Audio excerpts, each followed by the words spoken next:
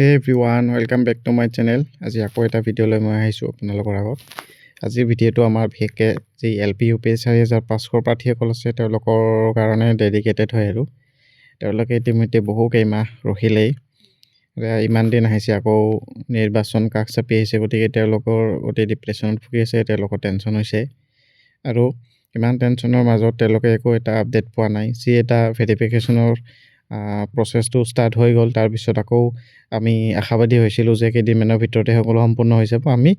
জানুৱাৰীত চাগে এপইণ্টমেণ্ট পাই যাম কিন্তু তাৰপিছত আকৌ হঠাৎ প্ৰচেছটো বন্ধ হৈ গ'ল বাকী এপইণ্টমেণ্টবিলাক DME হওক GTPCD হওক গোটেইবিলাকতো চলি আছে কিন্তু আমাৰ 4500 একো আপডেট নোহোৱা হ'ল আকৌ কোড অফ কণ্ডাক্ট লাগিব আমাৰ ফেব্ৰুৱাৰীত গতিকে সকলোৰে এটা নতুন টেনশ্যন হ'ল তেওঁলোকৰ দুখটো আমি বুজিছোঁ যে কেনেকুৱা এটা ষ্ট্ৰেছফুল কিবা হয় আৰু গতিকে এনেকুৱা এটা ক্ষণত যি আমাৰ মিডিয়া কভাৰেজো নোপোৱা হ'ল ৰণাজ পেগু ডাঙৰীয়া হেমন্ত বিশ্ব শৰ্মা ডাঙৰীয়া একো মেনশ্যন নকৰা হ'ল গতিকে এতিয়া কি কৰিব কি নকৰিব এনেকুৱা দমোজাত ভুগি আছে তেওঁলোকে এতিয়া আকৌ তাৰ মাজতে টেনশ্যন হৈছে যে হাইকোৰ্ট হ'ব নেকি যি আমাৰ 5500 দৰে কেইটামান কেছৰ কাৰণে ইমান দীঘলীয়া হৈ গ'ল প্ৰচেছটো একচুৱেলি কেছৰ কাৰণে হ'ল নে চৰকাৰে নিজে কৰিছে সেইটোতো ক'ব নোৱাৰোঁ কিন্তু আমাৰ হাইকোৰ্টৰ যি ষ্টে অৰ্ডাৰ লগাইছিলে তেনেকুৱা লাগিব নেকি সেইটো এটা চিন্তা কাৰণ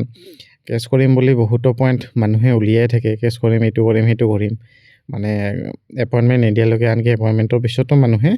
কেছ কৰিব নেৰে গতিকে কেছ কৰিলে কি হ'ব সেইটো এটা চিন্তা আহি থাকে এতিয়া যি কি নহওক আমি এটা আইডিয়া কৰিব পাৰোঁ যে কোড অফ কণ্ডাক্ট লগাৰ আগতে যেনেকৈ নহওক এটলিষ্ট ভেৰিফিকেশ্যনখিনি চাগে কমপ্লিট হ'ব এতিয়া আমাৰ কোড অফ কণ্ডাক্ট লাগিব ফেব্ৰুৱাৰীৰ শেষত গতিকে ফেব্ৰুৱাৰীৰ শেষত যদি আমাৰ হয়তো ফেব্ৰুৱাৰীৰ ছেকেণ্ড উইকমানত প্ৰথম সপ্তাহত খুব সম্ভাৱনা কম কিন্তু দ্বিতীয় সপ্তাহত চাগে হয়তো এপইণ্টমেণ্ট দি দিব পাৰে আৰু গোটেই ভেৰিফিকেশ্যন প্ৰচেছটো জানুৱাৰীৰ প্ৰথম উইকত ষ্টাৰ্ট হৈ যাব পাৰে প্ৰথম উইকত ষ্টাৰ্ট হৈ কেনে হয়তো গোটেই মাহটো লাগি যাব পাৰে তাৰপিছত এতিয়া উপায় নাই আমি ৰখিব লাগিব তেওঁলোকে এতিয়া কি কৰা উচিত তেওঁলোকে বেলেগটো ৰাস্তা নাই আমি যি হিমন্ত বিশ্ব শৰ্মা ডাঙৰীয়া হওক ৰণাজ পেগু ডাঙৰীয়া হওক যিকোনো আন মন্ত্ৰীবিলাক হ'ল তেওঁলোক কি হ'ল এতিয়া ইলেকশ্যনৰ কাৰণে ইফালে ঘূৰি আছে গতিকে য'তে হওক লগ ধৰি কেনে এইটো কথা আকৌ উঠাব লাগে যেনেকৈ আপোনালোকে এমাহমান আগতে যি গোটেই মানে এনেকৈ নিউজটো উঠাইছিলে তেনেকৈ আকৌ উঠাব লাগিব খুব একতাৰে যেনেকৈ ভালদৰে কামটো কৰিছিলে সেই আৰু কোৰ্ট কেছ এইবিলাকত যাতে কোনো নাযায় সেই তাৰ প্ৰতি অলপ চকু ৰাখিব লাগে তেওঁলোকৰ এতিয়া নিজা ইচ্ছা বাৰু কোনোবা যদি যাব বিচাৰে যাব কিন্তু সেয়া কোনো এটা পজিটিভ ৰিজাল্ট নোলাব আনকি প্ৰচেছটো লেন্থি হৈ যাব এতিয়া যি কি নহওক ইলেকশ্যনৰ আগত অৰ্থাৎ কোড অফ কণ্ডাক্ট লাগিব আমাৰ ফেব্ৰুৱাৰীত গতিকে ফেব্ৰুৱাৰীৰ আগত যিকোনো প্ৰকাৰে যদি বাকী কামখিনি এটলিষ্ট ভেৰিফিকেশ্যন কৰি ৰিজাল্টটো দি দিয়ে তেতিয়া সকলোৰে এটা এটলিষ্ট মাইণ্ডটো ষ্টেবল থাকে আৰু এতিয়া কি হ'ব কি নহ'ব এনেকুৱা সকলোৱে ভুগি আছে তেওঁলোকৰ হতাশাত ভুগি আছে এতিয়া একো আপডেট নোহোৱা হ'ল কোনো মেনশ্যন নকৰা হ'ল গতিকে এনেকুৱা বিভিন্ন সমস্যা হৈ গৈছে আৰু সেয়ে যি কি নহওক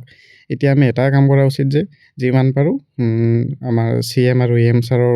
হোৱাটছআপত মেছেজ দিব লাগে ইমেইল কৰিব লাগে ফেচবুকত কমেণ্ট কৰিব লাগে আৰু য'তেই সম্ভৱ তাতেই লগ কৰি কেনে সকলোৱে সমস্যাটো ক'ব লাগে যে সোনকালে কামখিনি শেষ কৰিব লাগে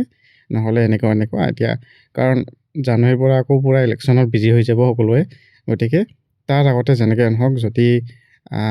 সম্ভৱ তেওঁলোকে এইটো কৰি দিলে ভাল হয় আৰু তেওঁলোকৰ যি 4500 প্ৰাৰ্থীসকল আছিল তেওঁলোকে ইতিমধ্যে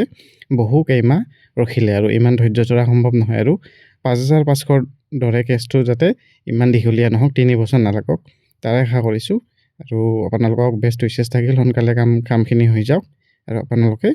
এক নতুন যাত্ৰা আৰম্ভ কৰক তাৰে আশাৰে আজিৰ ভিডিঅ'টো ইমানেই পাৰিলে মোৰ চেনেলটো ছাবস্ক্ৰাইব কৰি দিব আৰু শ্বেয়াৰ কৰি দিব আজিলৈ এইখিনিয়ে থেংক ইউ